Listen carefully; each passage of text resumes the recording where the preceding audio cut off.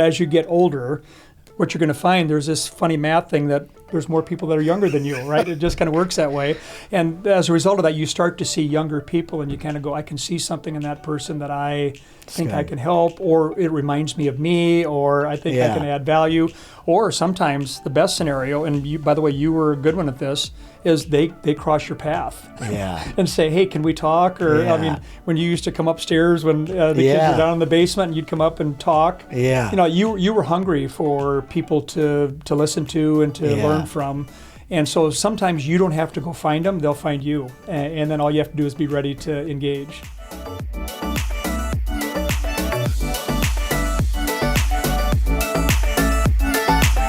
Hey crew, it's Adam. You're listening to The Conversation. Today is the 12th episode in our South Dakota series. It is also the kickoff to a brand new special series I'm doing called My Mentors. My Mentors. We're going to be sitting down with several of the different influential people in my life who have been transformational to me as my mentors. We're going to be diving into their wisdom, asking them specific things that I go to these people for. I cannot wait for you to meet these individuals. They are incredible. Again, they've been transformational for me.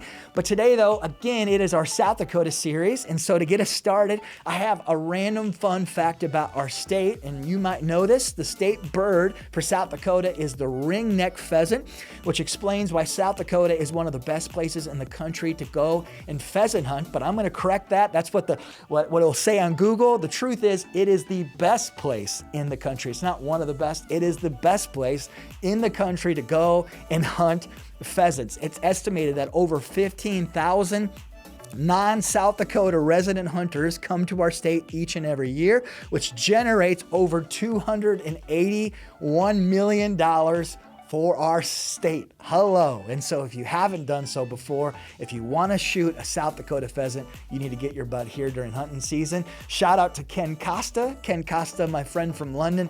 He has always told me, I want to shoot a South Dakota pheasant because it's the best of the best. And so shout out to you, Ken Costa. So that is our fun fact. In light of today's guest, though, I want to give a hidden gem from Geddes in the Platte, South Dakota area. I want to give a shout out to Boom's Restaurant, which is on the edge of Platte, South Dakota, which is a restaurant that my wife used to go to on a regular basis when she was a little girl. And today it's the place that my family will often stop. We try to make it to Geddes, South Dakota about once a year. We have some beloved loved ones who are in the cemetery at Geddes, and so we go, we pay our respects to them, and then oftentimes we stop at Boom's before we continue to West River in the Black Hills. And so if you're driving from one state to the next side of the state to the other side, you need to go through Platte, South Dakota and stop at Boom's. It feels, every time I'm there, I feel like I'm entered back into the 80s, and you will not regret checking it out. And so that is today's hidden gem. Well, before we go any further, friends, I want to give a huge shout out to our partners. These partners help make the conversations possible. They're also businesses and organizations that I personally know and trust very, very well. And so that's why I want you to know about them as well. Our first partner today is First Interstate Bank. I've been doing my own personal banking from First Interstate since 2007. That's been a long time. And their mission at First Interstate is to help people and their money work better together. They have over 300 locations throughout 14 different states, from Arizona to Colorado, from Washington State to the great state of South Dakota. For more information and to find a location near you, visit firstinterstatebank.com. I love my bank. You will too. Our second partner is the Tyler Goff Group. What is up, Tyler Goff? Tyler Goff just celebrated, by the way, 20 years of doing real estate. If you are on the hunt for a new house, genuinely look no further. Over the last 15 years, my wife and I have sold 3 different homes through the Tyler Goff Group, and I literally tell people that I would trust them with my life. Through the Tyler Goff Group, you will not just find a place to live. Instead, you will find a home that you love. Go visit the TylerGoffGroup.com. TylerGoffGroup.com. There's no the. TylerGoffGroup.com. Go check it out. Okay, so today's guest is one of my personal favorite human beings. He's also a personal mentor to me, Rick Melmer. And Rick Melmer, just to share, he has had several different influential roles in our state. He's been the superintendent of a high school. My mom worked for him as a principal. She worships the ground that Rick walks on. He was the Secretary of Education for the state of South Dakota. He was the Dean of Education at the University of South Dakota. He was also the director of Leadership South Dakota. But beyond all of that, Rick has been a constant presence in my life since I was a sophomore in high school. And when I say a constant presence in my life, let me just tell you a few things. I've attended prom with Rick's daughter, Tara. Shout out to you, Tara Rollinger. His family supported my family, my wife and I, financially when I was in seminary. I had the honor of performing the funeral for Rick's father-in-law, Gordy, an amazing man of God. His family is also a cherished part of the church that I pastor.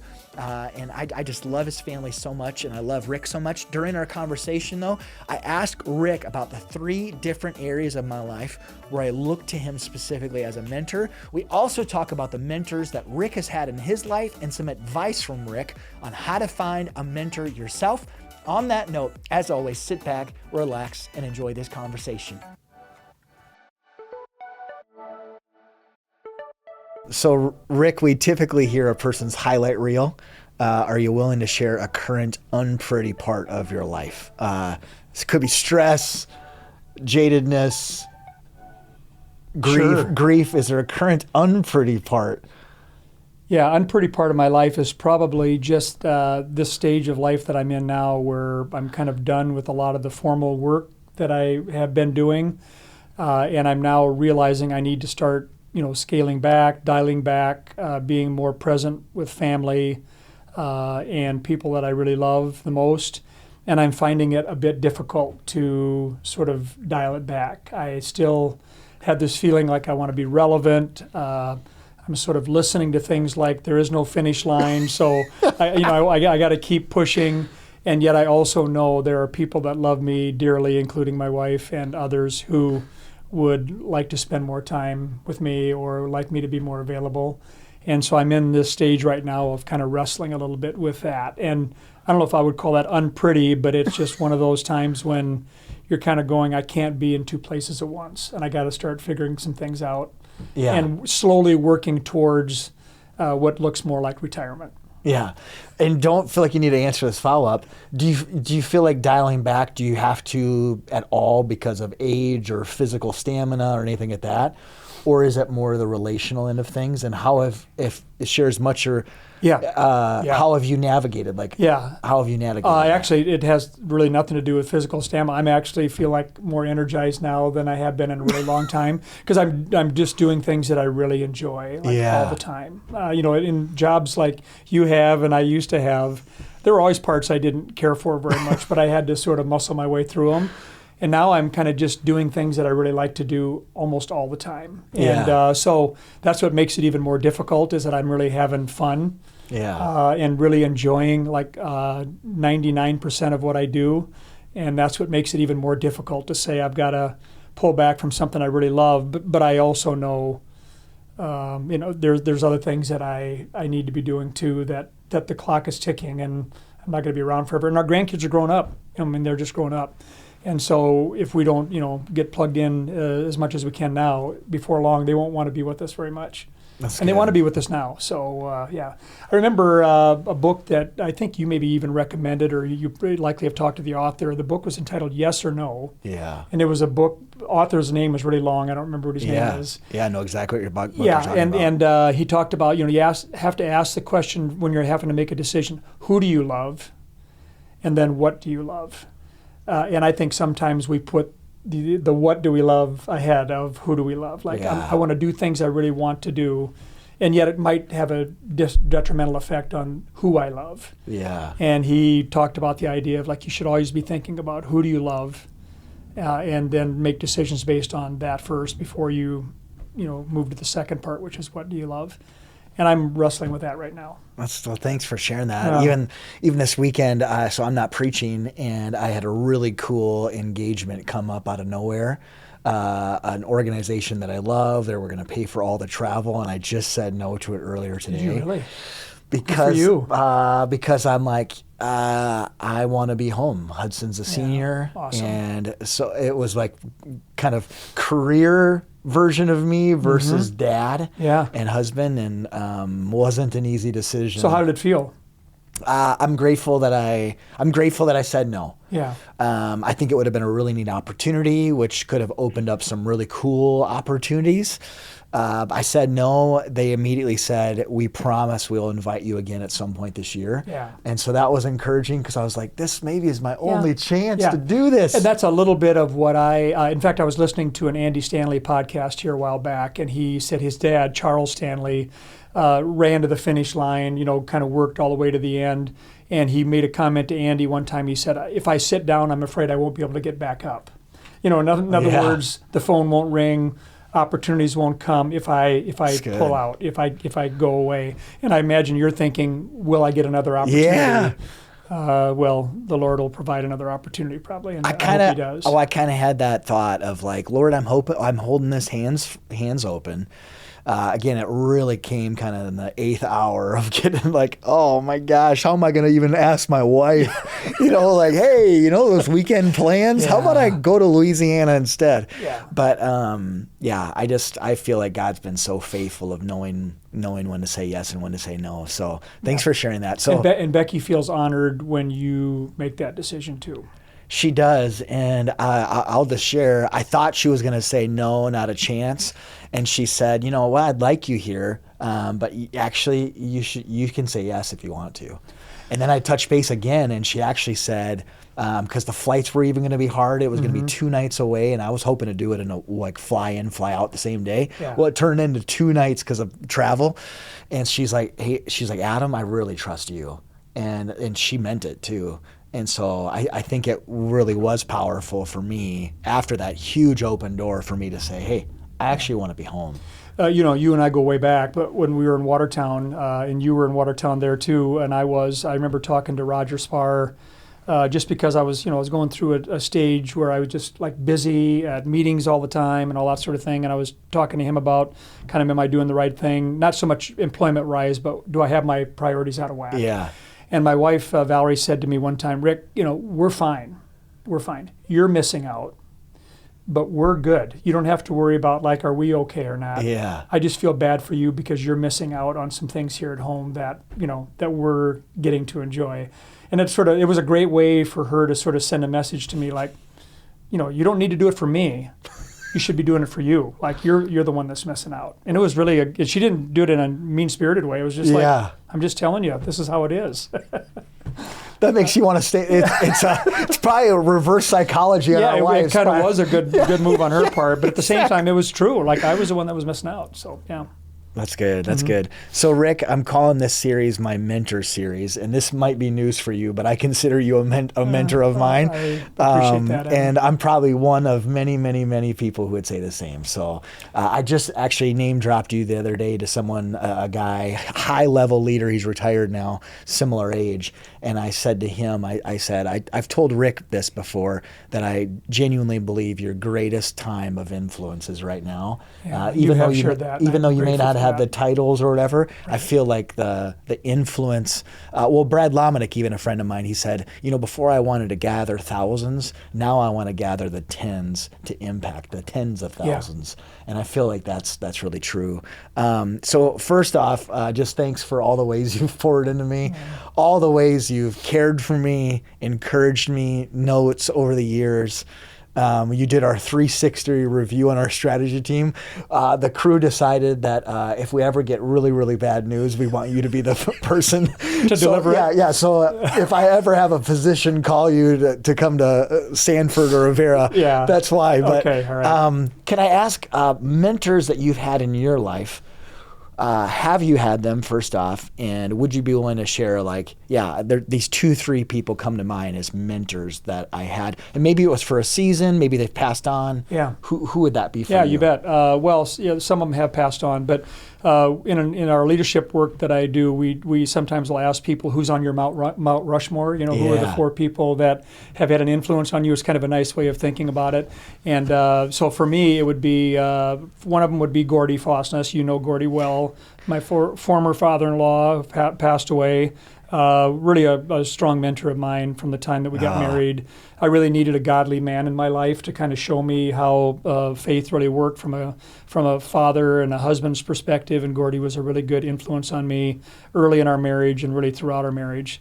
Also, Dennis Peterson was another one who was a guy. He was my boss in Mitchell. Oh, wow. When I was an elementary school principal, and then he moved out to Wyoming. We followed him out there. He was my supervisor out there too, and then he helped me get the job in Sioux Center, Iowa, which was my first superintendency. So Dennis was instrumental in my life, and he was very different than me, operated very different than me, and I learned a lot from him, which is great. Daryl Jensen was another one who was my professor at SDSU during my master's program there, and he was one that kind of said, Rick, you can do this. You can do it. I was kind of went into it thinking, can I really be a leader? I kind of always thought maybe the worst about myself, or like I didn't always believe that I could do it. How old do you think you were at that point? I was probably about 25. Yeah. Yeah, and I was teaching and working on my master's degree and just kind of going, maybe I want to be a principal. And I got into his course, and he was just like, Rick, you're built to do this. You can do it. And it was like that tipping point for me to start to go, I think I can really do it. And those were three men. And then I would say, even though my dad had some influence on me, my mother has had a lot of influence on me, passed away a couple years ago, but just really her steadiness, her consistency, she was just there all the time for us. Dad was in and out some, Mom was never in and out. She was always there and never complained, had a rough childhood, made the best of it, really did a great job of raising us. And so I would say my mom would certainly be in one of those that I learned a ton from, mostly watching her, not necessarily listening to her. I was just going to ask, was it modeled or was it said? It was modeled. It was not spoken, it was modeled. Yeah, she just did it and never talked much about what she was doing, but I learned a ton from watching her. Did you talk much with her about some of the things? I did. Yeah. Yeah, and towards the end, I really had a chance to, she died when she was nearly 94, but I had a chance the last couple of years to go, Mom, I just learned so much from you for how you dealt with this, how you dealt with that. And of course, she would always downplay it like, oh, it's not that big a deal, or I just did the best I could. But she was great. She just was a great mom and a great wife to my dad, and just a really good model for us. That's super cool. Yeah. So Rick, as my mentor, I tried to think of, there was so many, but I tried to boil it down to three. There's probably three areas specifically that I, again, this might be news to you. I go to you as a mentor. One is your walk with Jesus, your relationship with God. The second is the husband and dad that you are, specifically like in the midst of leading and in busyness and opportunities, that. And then the third one is the way that you've weathered hard storms. Mm-hmm. I feel like those are the three things out of the many that I go to you.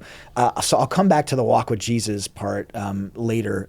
You as a husband and dad, in this area, is there a pivotal moment or two that comes to mind where you had a moment of learning as a husband or dad, and what you learned from that pivotal moment? Could be good, could be bad. Otherwise, specifically as a husband and dad, is there one or two pivotal moments where you're like, that was a key learning moment for me in those areas? Oh boy, I had a lot of them, Adam. A lot of them. Early on, Valerie and I got married, and she had Tara before we got married. Yeah. And so we adopted my oldest daughter, Tara, when Tara was about a year and a half. The adoption was official. And I felt like that was my first learning curve as a husband and a father, was like, I not only got married, but I had a child right away, right? And it was a little bit of like, normally you get a little on-ramp, planning and preparing. And in that case, it was just like it was right there. And I have just learned so much from Tara. She has been such a blessing to our family. You know Tara well. Yeah. And just so what she's taught me. I mean, so often you kind of think, well, I try to teach my kids things, which I hope I have. But at the same time, man, she taught me a ton about, because, she and I are like very different personalities. And I thought, kind of early on, well, I'll kind of get Tara kind of, so she'll be more like me. And that never really worked all that well. And then I discover as an adult, that's the part I love about her the most, is like she's just who she is, right? And if I want to get something done in our family, there's, like I make one phone call to Tara, like she makes it happen, she gets it done, right? And it's just so much fun to see it. And now she's raising her own children, and I just can't imagine my life without her. I mean, because she's really a big part of why Valerie and I got together. Not because she had anything to do with it, but I mean, like her presence made it practical for the two of us to marry and spend the rest of our lives together. And then, and then to watch her grow up and just be an awesome teacher, a wife, mother, and we're getting to be grandparents to her 3 great kids. So that was a big early learning lesson for me, and I think instrumental and kind of becomes who I am today. That. So that would be one, and then just probably all the moves that we made. Valerie and I got married in Mitchell in '83, and then we moved to Cheyenne, Wyoming, Sioux Center, Iowa, Watertown, South Dakota, Pierce, South Dakota, Vermilion, South Dakota, Sioux Falls, South Dakota. And through it all, of course, met a lot of people, watched our children adjust to new moves everywhere we went. Megan had a tough transition from Cheyenne, had a cute little friend there, and she was sad about leaving her friend in Cheyenne. Sean had to move from Watertown to Pierre when he was going into 8th grade. So all of our kids made sacrifices, and then most of all, Valerie made a ton of sacrifices. And just to watch all that happen, all because of my ambition, my desire to move up into other roles that Valerie was always supportive of. But with that came, honestly, some pain and challenges along the way, right? That were really, really difficult at times. But always, we always got to the other side. We always found there was good people everywhere you go. God follows you wherever you are and is present in your home if you allow him to be present in your home. So our moves really were very instructional to me and sort of taught me a lot. Kind of moments where it's like, they're going with me. And and I'm the reason why a daughter's crying in the basement or a son is disappointed about saying goodbye to his friends or whatever, and it's because of me. And Valerie was always so supportive, and so, and I always knew that when I went to work, she was at home managing the kids and making sure that their transition was smooth, and she did a great job of that. So, and then when we were in Cheyenne, Valerie lost her mother. Valerie was 28, and her mom died when she was 51. And so that was also another moment where we just knew, we were a long way from home, a long way from family, and we ended up back in Sioux Center, Iowa, not long after that, closer to where Gordy was. But again, just like you learn through difficulty. You learn through adversity. And that's probably one of the lessons that Valerie and I have talked about a lot for our children is like, we do not want any of our kids to have any adversity. We don't want them to have any challenges. And yet when we look back on our life, that's where we grew the most. And so we're constantly in this dichotomy of you sure don't want to wish it on them, but at the same time, you also know if they experience it, they're likely going to go closer to God in the process. So. That's so good. Rick, again, you don't have to answer any of my questions. A time when you feel like you failed as a husband or dad and what you learned. Well, I mean, there's probably not any particular moment, but at the same time, as I mentioned earlier, I feel like there was just different parts of my life where I just had my priorities out of whack. Work was first. I was thinking I got to do a good job here so I can get the next opportunity that will then present itself to create the next opportunity.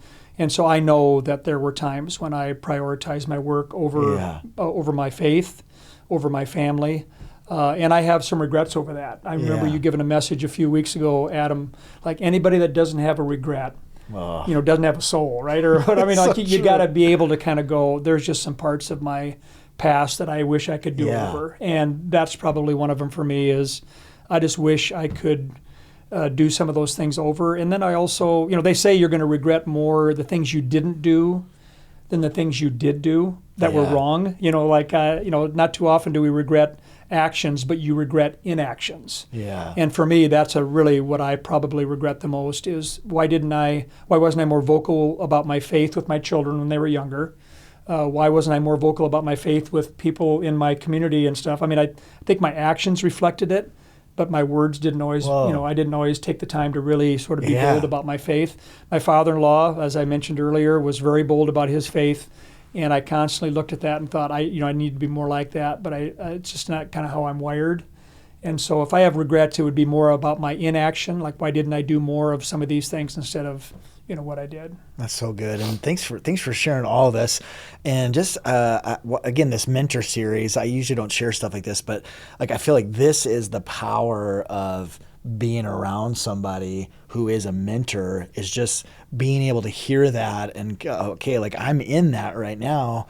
What things am I not doing? I think for me, it's just a lot of times when I meet with a person, a lot of times it is a guy that I'm going to as a mentor.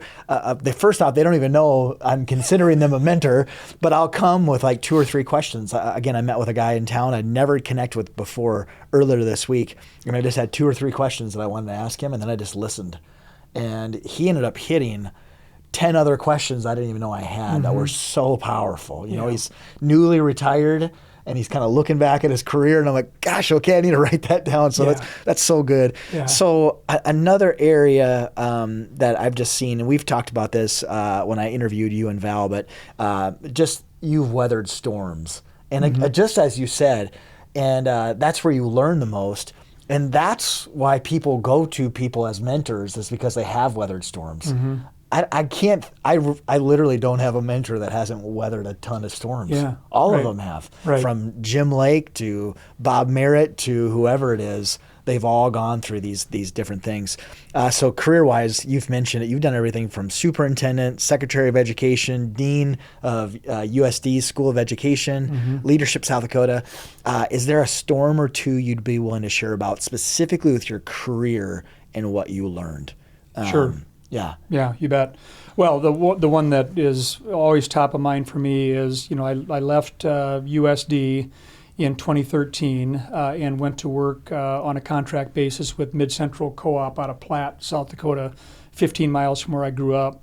And I was doing contract work for Mid-Central, and I had 3 kind of big contracts. One of them was a program called Gear Up, which is a program that helps young Native youth over the summer keep up academically so they could do a better job during the school year. It was a really good program. And then I had 2 other contracts, one with the Board of Regents and one with a national office out of Washington, D.C. I was working my tail off, making a really good salary, and also trying to start Leadership South Dakota at the same time. I kind of wanted to, and Valerie and I had that idea of like trying to get that started. And then, as you know, you and I have talked about this, the CFO of Mid-Central in September of 2015 murdered his 4 children, murdered his wife, set his house on fire, and committed suicide. So 6 deaths, 4 children and 2 adults. And of course, the question was, why did he do it? What was going on?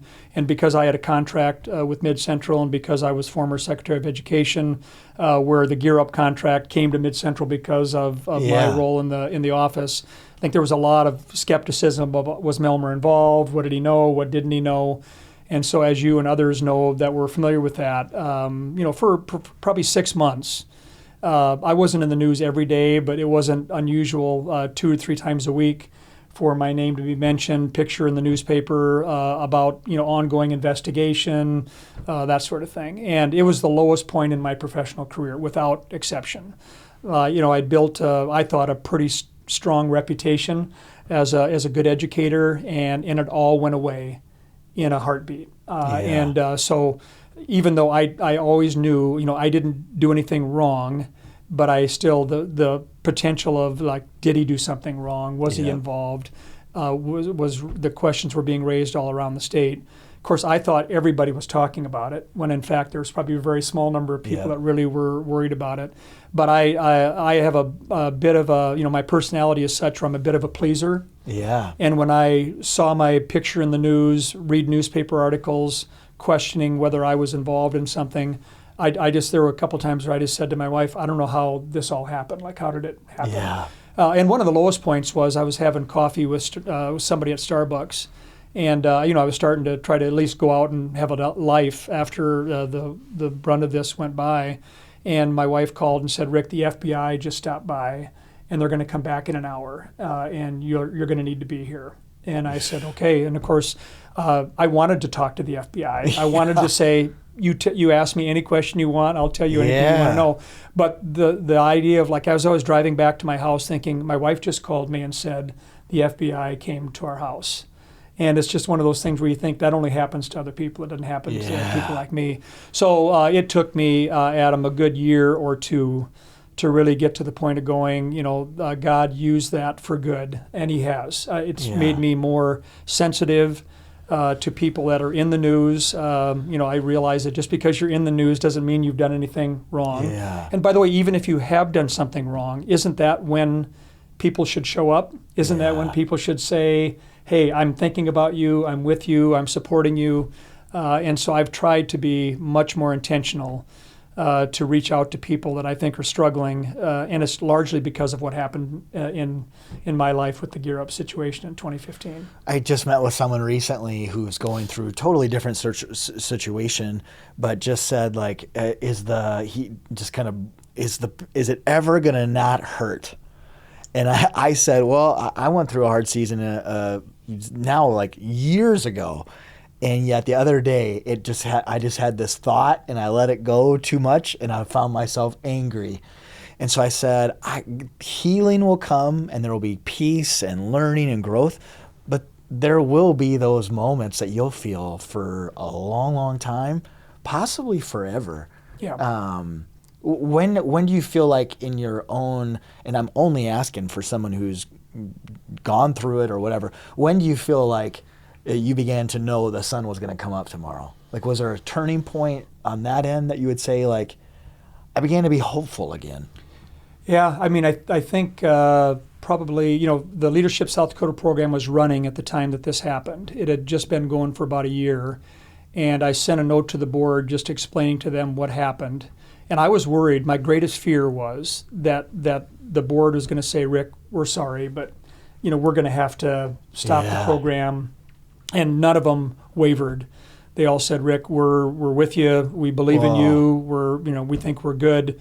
And boy, it just seemed like I kind of needed that vote of confidence. Like somebody believes that I'm okay, that I didn't do what people think I might have done. And man, that gave me a whole new life. And that happened probably 6 to 8 months after the event. But I will say, even to this day, Adam, I have a little bit of PTSD yet, where I have, when I think of certain individuals or certain circumstances, it's still very difficult for me to completely let it go. And maybe that's God's way of just helping me remember. Don't forget what it was like, because others are going to go through that too. At least I'm hoping that's the reason why I'm still managing some of that. Well, that just reminded me of something last week. And I said, there was a conversation with our strategy team here, and they brought something up, and I was like, I just have to acknowledge this brings up a lot of weird feelings from me from years ago, that situation years ago. And that's so crazy how that and your situation happened what year? 2018. 18, yeah. So 3 years after Gear Up. And I know Valerie and I were especially tuned in to your circumstances because of our circumstances. I mean, like if I wouldn't have had the Gear Up issue, I would have probably thought, like so many people did of me, Adam's going to be fine. Yep. Adam's going to be fine. Like he's a good guy. He'll get through it. Instead of going, I needed encouragement during that window of time, and now I need to encourage other people that are going through the same thing. And so without that, I probably would have thought, you're good. Yeah. Or if I saw you, I'd say, hey, I hope you're doing okay or whatever. But I knew you needed encouragement. Yeah. I needed encouragement. And I'm really trying to be more intentional about encouraging other people. So good. Anything else that you learned that you would say as a takeaway for someone who's either not experienced a time like that? Like, is there anything that, like, here's just two pieces of wisdom, and then on the other side, they have gone through that. Any encouragement? I haven't gone through anything like that, Rick, and I don't think I ever will. Yeah, what would you say to me? Yeah. I've never had a 2018. Be careful about that, first of all, if you think you never will. Because, that came completely out of the blue. I would have never in a million years guessed that would have happened, and then all of a sudden it lands right in your lap. So you never know. But any advice to the person who's never had that? Yeah, I think if you're really thinking you're in smooth sailing, you're probably missing out on some of the richest moments of your life, because we don't want any adversity to happen to anybody that we love, and yet all of us would say we're better because of it. So I think you should welcome it and sort of go, this idea of, like, listen, if it's going to happen bring it on because I'm going to grow and develop as a result of it. And I know none of us ever want that, but anything it like should not be looked at as the worst thing in the world. Wow, that's good. Anything like character-wise that you would like challenge that person who's never gone through anything? Is there anything that way? Like anything at all? Like yeah, well, I mean, for me, I think I spent way too much time. I do this thing. Bill Hybels in his book Simplify talks about the idea of like we all have conditional friendships, and then we have lifelong friends. Oof. And the conditional friends are the ones that we're like when we're at work, we're friends, but if we leave our job, we're no longer friends because the job ends and the relationship ends. And I would tell people I spent way too much time investing in conditional friendships that I thought were going to be long-term friendships. And then guess what? I moved to a different job. We don't talk so much anymore. We don't dislike each other. We just don't stay in touch, right? They're not long-term friends. That's good. So I wish I would have spent more time investing in long-term friendships that were there at the beginning and are still there today, and also less time on thinking that these conditional friends that I have are going to be with me forever because they're just not going to be. That's great. Yeah. On the backside of that, someone who's gone through something challenging, difficult, any advice to like wisdom to them? Well, other than the Lord is present. The sun comes up. God can use all circumstances. I would say we're more useful now. You and I are more useful now as a result of the setbacks than if you had never gone through anything like that and a pastor needed help and for you to go over there and say, hey, I think you're going to be okay. And he's thinking, yeah, what would you know? Yeah. I mean, like, what would you know, Adam? Yeah. You've never gone. But for you to be able to say, hey, listen, I know what it feels like to feel abandoned, or I know what it feels like to feel, and I can say to people, I know what it's like to see your name on the news and have people think you've done something wrong. I understand what that feels like. I've been there. And there's one or two people in my life right now that Valerie and I are talking to on a regular basis, and we say to them, we know how you're feeling because we were there too. Yeah. And I couldn't do that without the experience that I had. That's so it makes us useful. So I want to go to this last section, your walk with Jesus. Is there one or two things that have helped you gotten to where you are faith-wise?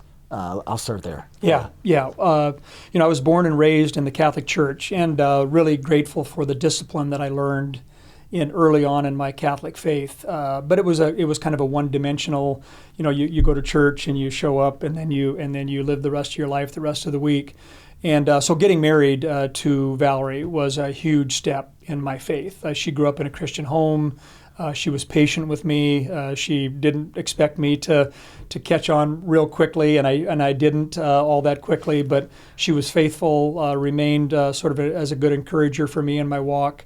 A friend of mine to this day, Tom Young from Mitchell, left Mitchell. He was from there, went to optometry school, found the Lord, came back. Was a huge influence in my life. He came back and said, Rick, I got to talk to you about something. And it was awesome. It's great.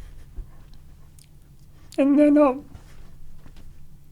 Promise Keepers. We moved to Sioux Center, Iowa, and there was this ministry that Bill McCartney started called Promise Keepers. Yeah. And it was awesome. So there's like 40,000 men, 50,000 men would pile into these stadiums, mainly in Boulder, Colorado is where it started. And that was a huge turning point for me. I mean, I just kind of experienced all of this, like faith-filled concerts, messages from people like John Maxwell and Greg Laurie, and you name it. All the sort of pillars of the faith were there, and it was just an amazing experience for me to sort of go through that, and as a group of men, because Promise Keepers is all about men, right? Yeah. And it was just a men's ministry, and it really was instrumental in sort of helping me see the kind of man I could be in the home, the kind of man I should be in the home, and it was great. In fact, I remember one of the messages there, and I'm trying to remember if it was Pastor Howard Hendricks from Dallas Theological Seminary, I think, is the one that shared that. He talked about all of us need to have a Paul, a Barnabas, and a Timothy. That's good. Have you heard this before? That idea of like Paul's a mentor, like you've talked about, someone older that I can sort of invest in. Barnabas is this accountability partner that I can call at 2 a.m, but also will call me and say, Rick, are you all right? Yeah. You look tired today. Are you okay? That sort of thing. And then also the Timothy is like this person younger that you're looking at and going, I can have some impact on him or her or whatever. So I really started to see that not only do I need to grow in my faith, but I've got a responsibility to help other people outside of that. So Promise Keepers really opened the door for me, and living in Sioux Center, Iowa, where it's really a faith-based community, helped really sort of anchor me in my faith, and then it made me really comfortable to go to Watertown and other places and feel like I could be confident in who I was as a child of God. Because early on, there was a lot of questions, and I remember my mother-in-law, I mentioned that Valerie lost her mom when we were in Cheyenne, and we were faithfully praying for her healing. And I'm a relatively new Christian trying to figure out all this, and thinking, she's going to be healed because we're praying for that, and because we're praying for it, it's going to happen. And it didn't happen. And I remember really wrestling with that, like, okay, wait a minute here, God, I thought we were going to, have a good outcome here, and it didn't turn out to be a good outcome. So what does that mean, and why would you do that? And I'm sure anybody that's had any kind of a loss in their life would probably have the same question. But again, God remains faithful. We saw so many things that happened as a result of Carol's passing that were sort of silver linings. So anyway, Promise Keepers. But it was, for me, it wasn't one big event. It was a series of small events over time that really drew me closer to the Lord. So good. And again, I'm just going to highlight this is a little bit different than what I normally do. Like just even hearing you say the Timothy end of things, and I've heard that before, but hearing it from you, right now I feel like I have a lot of Pauls and Barnabases, and I've been seeking out Pauls like crazy lately. Again, this guy that I met with last week, didn't even know him. I know his family. I know who he was, but I've been really hungry for that. But away from church and the staff and kind of some of those Timothys per se, I don't know if I have many Timothys. And so just hearing you say that, I'm like, get your act together. Yeah, but part of it also, Adam, is like age plays a role here a little bit. Yeah. Like that idea, like the younger you are, you're likely going to have more Pauls and Barnabases. But as you get older, what you're going to find, there's this funny math thing that there's more people that are younger than you, right? It just kind of works that way. And as a result of that, you start to see younger people and you kind of go, I can see something in that person that I think I can help, or it reminds me of me, or I think I can add value. Or sometimes the best scenario, and you, by the way, you were a good one at this, is they cross your path and say, hey, can we talk? Or when you used to come upstairs when the kids were down in the basement and you'd come up and talk, you were hungry for people to listen to and to learn from. And so sometimes you don't have to go find them, they'll find you. And then all you have to do is be ready to engage. That's so good. Yeah. Last question, you kind of answered a little bit there, which is awesome. Advice on a person finding a mentor. And again, maybe you are, I kind of want to leave this open because some people see mentors as more of a formalized thing. And, I've asked them, will you be my mentor? What has worked for you as far as being a mentor? And is there any pro tips that you would say to have in that? Yeah. First of all, I think just praying for God to provide that person for you. Begin with Lord, this is what my desire is. Open my eyes to see possibilities that might be out there. And sometimes I think if we don't sort of ask God for God's help, mentors could be crossing our paths and we're so busy in the trenches we don't even see it happen. So I think asking God to help you identify who those people are and be thinking about that. And then the other thing that I have found for a lot of my mentors is they were very different than me. I feel like I learned more from people that were different than me. My father-in-law was very different than me. Dennis Peterson, one of my mentors, was very different than me. And I felt like maybe I already sort of know how to operate on my side. I really need to learn how to operate on that side, or at least watch how other people do it that are different than me, and how I can maybe stretch myself a little bit in some of those ways. So I think don't rule out people that are different than you, because they might be some of the best folks for you to talk to. Friends, how awesome is Rick Melmer? Again, I cannot believe that I get to have him in my life. I can't explain the impact that he's had on me. Rick, I love you so much. Thank you so much for all you've done for me throughout my life. Thank you for the time today and just the wisdom that you shared. Also, thanks to our partners, First Interstate Bank and the Tyler Golf Group. Go find out more about the both of them. They help make this episode possible. Lastly, but not leastly, thanks to all of you who listen to the conversation. I don't take it lightly. If you haven't done before, leave an honest review on Apple Podcasts, on Spotify. If you haven't done so, go subscribe to my YouTube channel, Adam A. Weber, where you can catch the full episodes so you don't miss anything. Have an awesome rest of your day.